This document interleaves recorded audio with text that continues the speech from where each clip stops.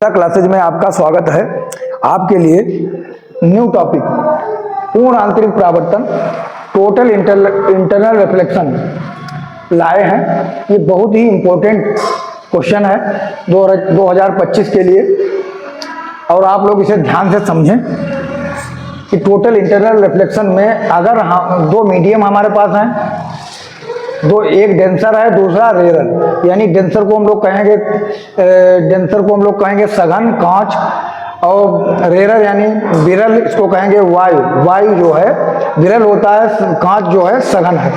अब इसमें angle of incident यानी आपतन कोण, ये रे ऑफ लाइट यहाँ पर गिरेगी, नॉर्मल आपतन बिंदु पर गिरेगी, और रे ऑफ लाइट ये कोण एंगल ऑफ इंसिडेंट आई है, तो ये अवे फ्रॉम नॉर्मल, क्योंकि जब डेंसर से रेयर में जाएगी तो अभिलंब से दूर हटेगी।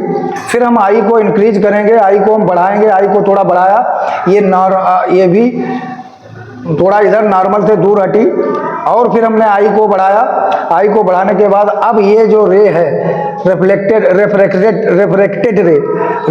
रे जो है इसी सरफेस पर आ जाएगी, यानी अब आर पहले इतना था, अब आर का मान कितना हो गया 90। इसको हम कहेंगे क्रिटिकल एंगल। जब आर का मान 90 हो जाएगा तो आई बराबर सी हो जाएगा, इसको कहेंगे क्रिटिकल एंगल।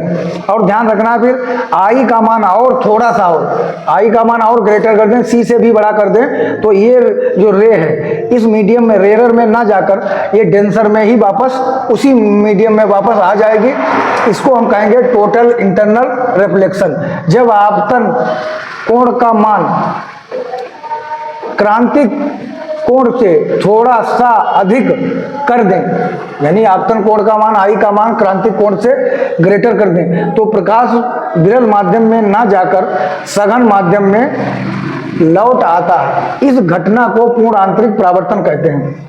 इंग्लिश में इसकी डिफिनीशन देख लेते हैं। If the angle of incident dense is greater than critical angle, यानी आई का मान जो है सी से बड़ा हो, इंसिडेंस एंगल का मान क्रिटिकल एंगल से ग्रेटर हो, critical angle in rare medium, then the ray of light returns, वापस हो जाती है back to the same medium, उसी में रिटर्न हो जाती है। The phenomenon is known as total internal reflection. Thank you.